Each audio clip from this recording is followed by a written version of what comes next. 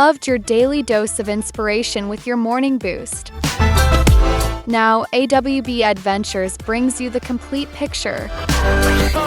Welcome to AWB's Boost Bundle, where we've combined all the valuable insights from this week's episodes into one convenient listen. Your leadership deep dive starts now. Good morning, school leaders. Welcome to your morning boost. I'm Adam Bush, wishing you an inspiring start to your week. Today, we're going to reflect on something truly powerful, the profound impact we can have when we choose to do more than the bare minimum, when we commit to going above and beyond in our work. It's about recognizing that our daily actions, even the small ones, hold immense potential to shape lives far beyond what we might initially realize. Now, before we get going, I am going to apologize ahead of time. Today's episode, it's going to be a little longer. While cleaning up some old papers and books this last weekend, I recently ran across some notes from a clinic that I attended many years ago, and these scratches reminded me of a truly powerful presentation. It's easy to navigate our professional lives by simply doing what's expected, never really challenging ourselves or taking calculated risks. And while that path might feel easy, it rarely leads to truly significant accomplishments or, more importantly, a profound impact on others. This idea really brings to mind this very presentation I saw years ago by a gentleman named Kevin Elko, who at the time was a vital figure in the United States Olympic team. He worked with athletes not on their physical performance, but on the crucial mental aspects of competition in life. He shared a story that has resonated with me ever since, and it fits perfectly into this conversation today. Now, also apologies, Mr. Elko. I'm sure that my memory of the details has really faded over the years, but I believe I've got your core message, and it remains incredibly clear to me. I'll do my best to convey its essence, perhaps with a few name changes to illustrate the point for us.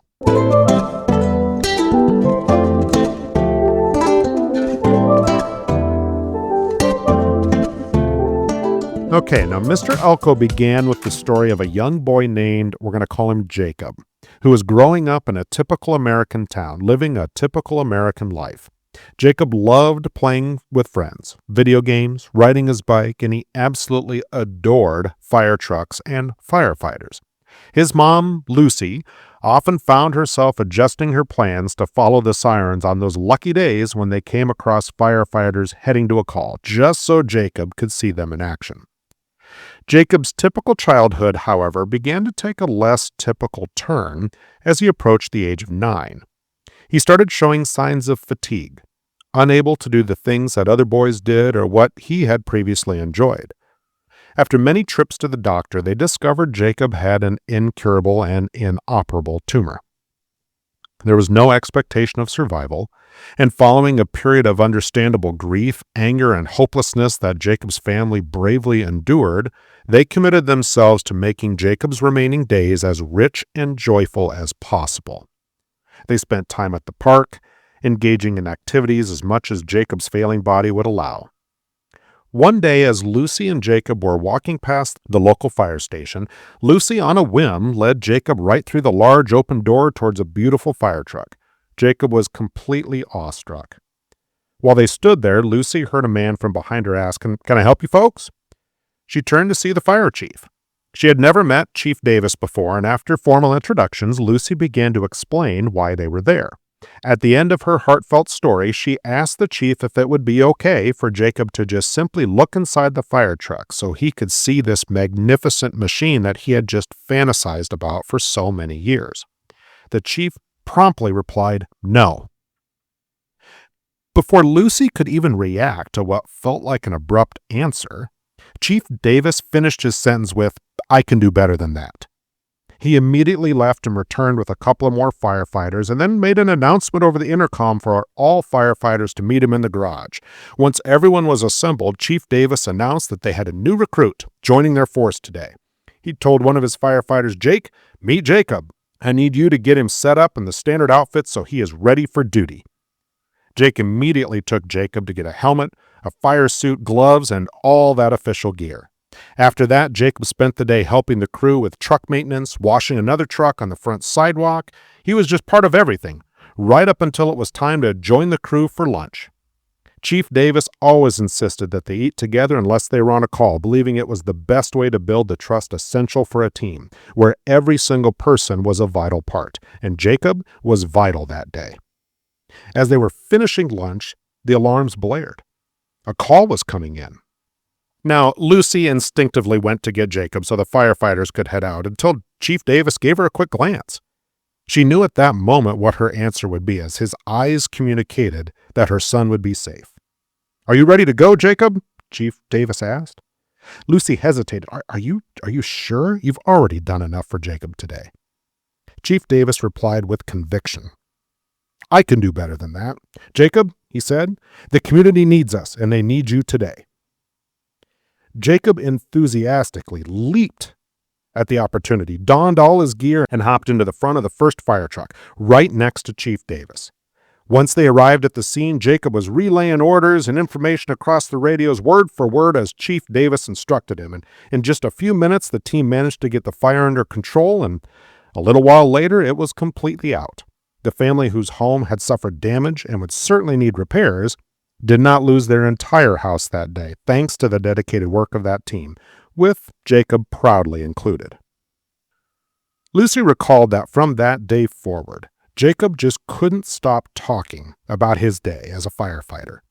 He told all his friends, who were incredibly jealous, of course, his teachers, everybody. He truly was a firefighter that day.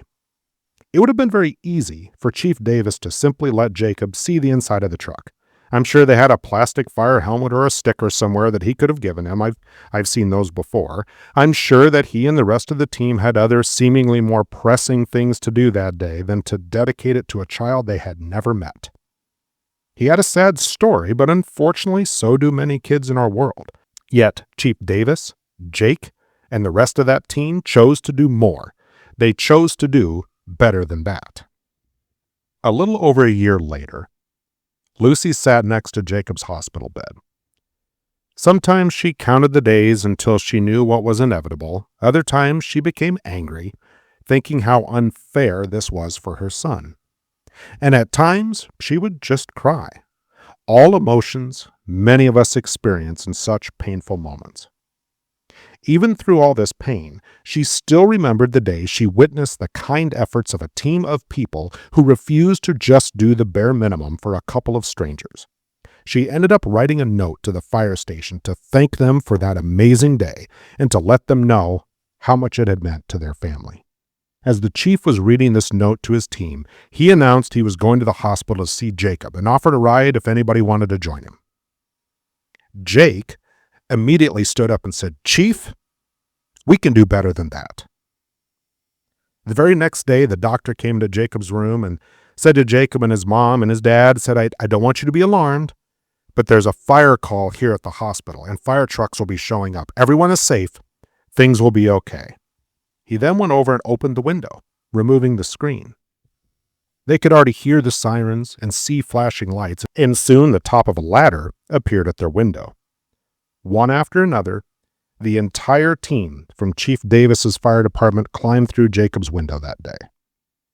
With what little energy he had left, Jacob was a non-stop, smiling, excited little boy as his team came to see him.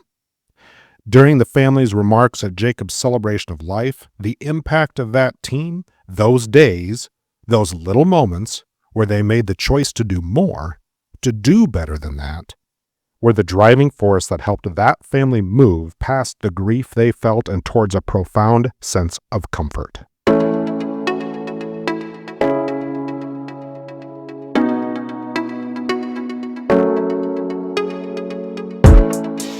Mr. Elko's story has always resonated with me because it reminds us that the moments where our actions truly impact others aren't always planned or convenient. They often arise in the most unexpected ways. And as educators, our work is fundamentally about serving others. But it's about more than just delivering content or managing a building. It's about recognizing that every interaction, every decision, and every supportive word carries the potential for immense impact. We don't always know when these moments will come, when our choice to do better than that will fundamentally change a life. But by embracing that mindset daily and by working with passion and purpose, regardless of who is watching or what immediate benefit we perceive, we create a ripple effect of profound positive change in our school communities. It's about remembering that our dedication creates a legacy far greater than any task list. Thank you for listening. I hope you've enjoyed this story today. Like I said, it's always meant a lot to me. We'll be back again tomorrow with our typical Your Morning Boost as we give you a tip or trick to help you lead your school or community. Thank you again for listening. We will talk with you again tomorrow. Where is your kid headed after high school? We are from Carpool to College, two accomplished educators, college and career consultants, and parents who guide families through the entire journey, from freshman year planning to senior year success. Subscribe wherever you get your podcasts. Good morning, dedicated school leaders, and a very happy Tuesday to all of you. Welcome back to Your Morning Boost. As we look towards a new school year, today we're going to tackle a common challenge, and that is how to kick off the year with staff and keep those crucial pre-service meetings from turning into a boring, unproductive drag. Today we're going to explore some strategies to make them engaging, inspiring, and truly beneficial for everyone.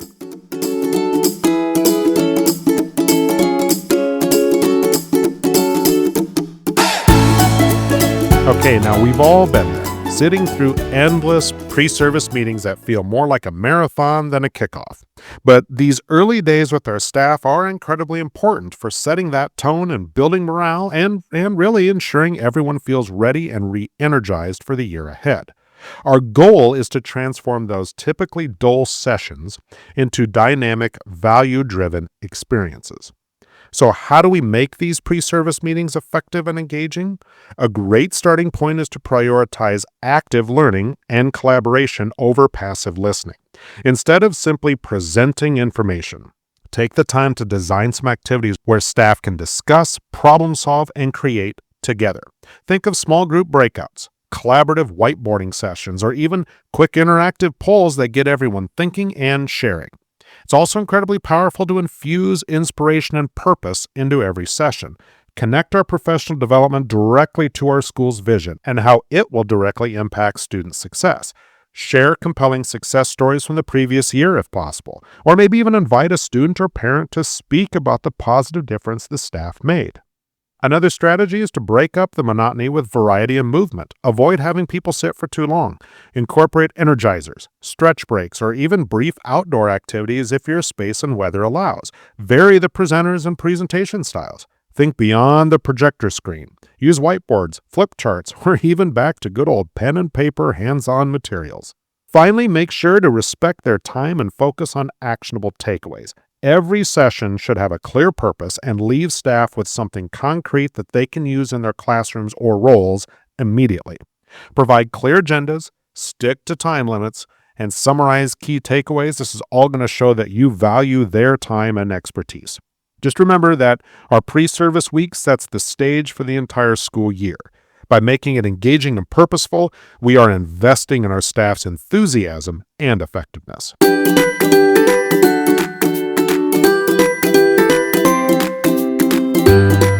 Okay, to summarize, transforming pre-service meetings from a drag to a dynamic start involves embracing active learning, prioritizing inspiration, injecting variety, and respecting everyone's time with actionable content. It's about creating an atmosphere where staff feel valued, heard, and genuinely excited about the year ahead, rather than just waiting for the clock to strike dismissal. Now, before we go, I want to give a quick shout out to a couple of other awesome podcasts. We talked about these again last week. If you're not checking these out, I think you really want to. If you're looking for ways to support students as they prepare for college, check out Carpool to College with hosts Tracy Amadeo and Tara Horitz. If you're wanting some laughs and some real talk about school leadership, my dear friend Dr. Lisa Hill hosts Vice Principal in Office. She's absolutely hilarious. Shares great stories and tidbits of life as a school principal. All of these shows can be found by searching the name wherever you get your podcasts. But otherwise, thanks for listening. Have a wonderful Tuesday. We'll be back again tomorrow with some more tips and tricks to help you lead your school. But again, thank you for listening. We'll talk with you again tomorrow. Hi, I'm Dr. Lisa Hill, a longtime educator of nearly 40 years as a teacher, counselor, professor, and vice principal, and I've seen just about everything public schools can throw at you. And now I'm sharing my tales on my comedy podcast, Vice Principal Unofficed. It's where school leadership meets laugh out loud stories, from underwear required parent-teacher conferences, yes really, to staff lounge confessions and more you won't believe. I'm telling it all with humor and a whole lot of heart. I also tackle the serious stuff too, like what schools really need to change and those behind-the-scenes moments no one talks about. So if you're ready to laugh, learn, and maybe even cry a little, but mostly laugh, join me and my 90-year-old mom, my unofficial co-host, on Vice Principal Unofficed.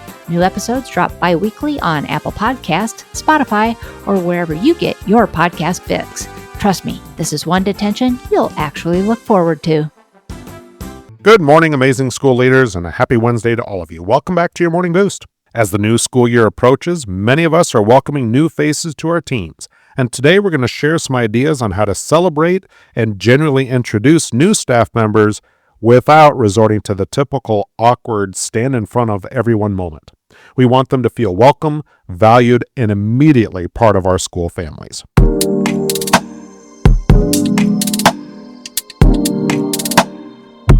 Now, integrating new staff effectively is more than just an HR formality. It's about building a strong, cohesive team from day one.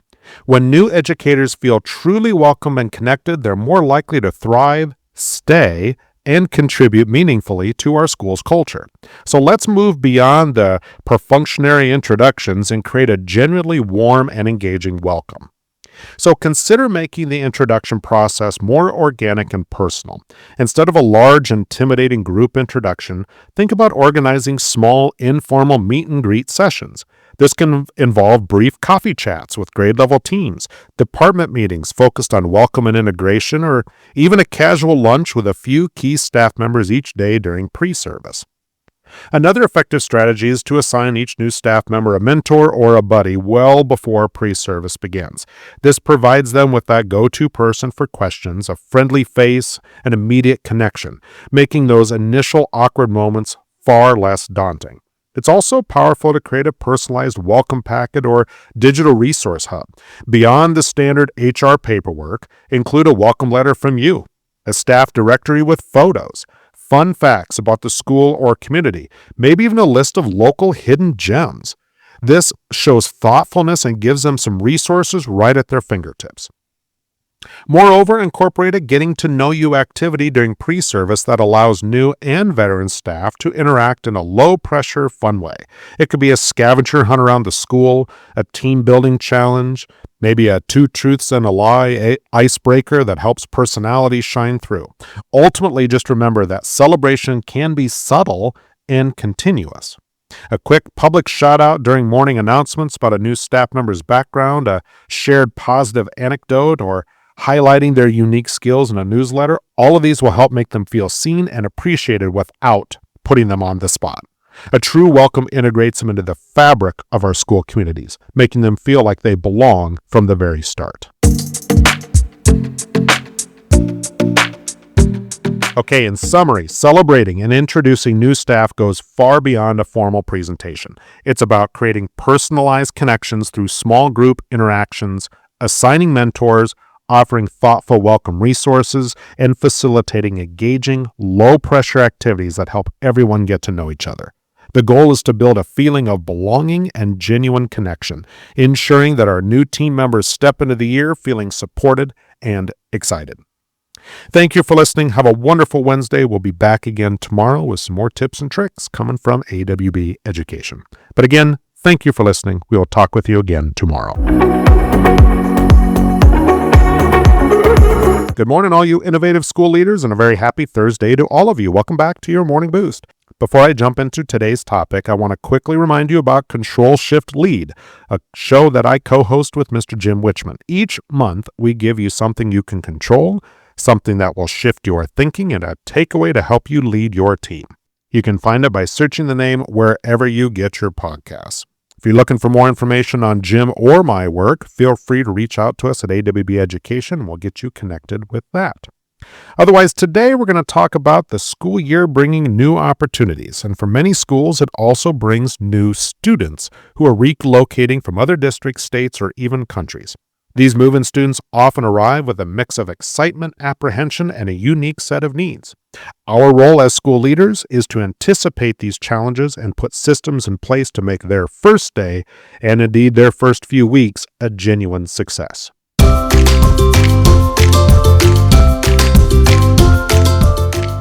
So how do we set these new students up for a great start? One proactive step is to create a welcoming and informative new student orientation opportunity, ideally before the general student body returns if possible. This could be a dedicated morning or afternoon session where students can tour the building, meet key staff members like counselors and administrators, and even connect with a few existing student ambassadors. Another critical piece would be to assign each new student a peer buddy or a welcome committee from their grade level. This student can help them navigate the school, understand routines, and introduce them to new friends during lunch and recess, just helping to ease the social anxieties considerably. It's also vital to ensure that their enrollment and class placement are seamless and efficient. Nothing creates more stress than a disorganized first day. Have their schedules, locker assignments, and necessary supplies ready to go. Proactive communication with families before day one about these logistics can make a huge difference too. Consider how you can provide teachers with crucial background information on these students as well. A brief profile outlining their previous school experience, any known academic or social needs, or even just their interests. All of this can help teachers personalize their welcome and support from the moment they step into the classroom. Finally, remember that ongoing check-ins are also essential. Schedule follow-up meetings with the student and their family after the first week or two to help address any emerging concerns or celebrate success. This shows continuous care and helps catch potential issues early. Just a few proactive steps can help create a strong foundation, helping new students feel seen, supported, and ready to learn.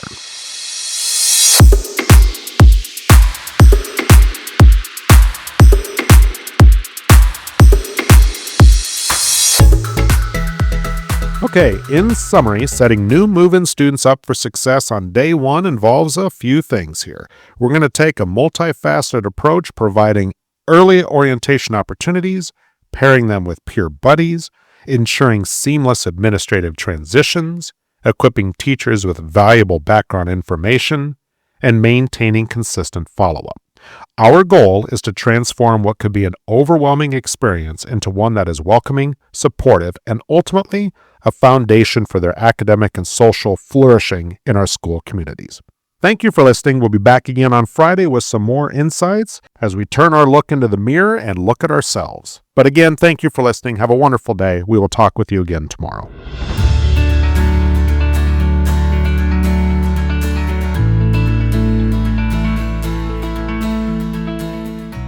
Good morning, visionary school leaders, and a fantastic Friday to all of you. Welcome back to your Morning Boost. As we look ahead to the impending hustle and bustle of the school year, today's topic is one that's super vital, and that is the importance of taking one last intentional break before the school year truly begins, if it hasn't done so already. This is about focusing on yourself, recharging your batteries, and ensuring you're showing up as your best, most resilient self for the challenges and triumphs ahead. Now, the end of summer can often feel like a countdown to chaos. Emails start piling up, calendars fill, the mental to-do list just grows exponentially. It's incredibly tempting to dive headfirst into preparations, sacrificing those last few precious moments of downtime. However, for leaders like us, the well-being of our school hinges on our own well-being. This final stretch before the year officially starts, it's not a time to ramp up. It's a time to pause and replenish. So what does it mean to focus on yourself and take one last meaningful break? It's about consciously disconnecting from school-related tasks and thoughts. This might mean setting an out-of-office reply and truly not checking emails or engaging in work-related discussions for a few days. Even if it's just a weekend, give yourself permission for a complete mental reset. Another critical aspect is to engage in activities that genuinely recharge us. For some, this is spending time in nature, whether it's hiking, fishing, or simply sitting in a park. For others, it might be reading for pleasure, indulging in a hobby, or spending quality, uninterrupted time with our loved ones. It's important to identify what truly re-energizes our spirit and make time for it. Consider prioritizing physical well-being during this period too. Get adequate sleep, focus on nourishing meals, and incorporate movement or exercise that feels good to your body. Our physical state profoundly impacts our mental and emotional resilience. Finally, take a moment for reflection and intention setting without the pressure of planning. Think about what you want to bring into the new school year. What kind of leader do you want to be? How do you want to feel? This isn't about setting concrete goals yet, but rather cultivating a positive mindset and a sense of purpose that will serve us when intensity begins. This isn't a luxury, it's a necessity for sustainable leadership. Your school community needs a leader who is present, calm, and capable, and that starts with a leader who is well-rested and personally recharged. In essence, taking one last intentional break before the school year's hustle is about prioritizing our own well-being through conscious disconnection, engaging in genuinely recharging activities, focusing on physical health, and reflecting on our intentions. By doing so, we're not just taking time off, we're building our resilience and capacity to lead effectively. Just imagine starting the year not with a sigh of exhaustion, but with a deep breath of readiness, knowing that you filled your own cup to overflowing. That's the power of this final pause. Thanks for listening. I hope you've had a wonderful week. We'll be back again next week with some more from AWB Education here on Your Morning Boost. Thank you for being a listener. We really appreciate any feedback or any comments that you have for our show. We're always looking on ways to make this even better to serve your needs. But again, thank you for listening. Have a wonderful Friday and an even better, more recharging weekend. We will talk with you again next week. Thank you for tuning into AWB's Boost Bundle. We trust this collection of your Morning Boost episodes has given you a powerful end to your week.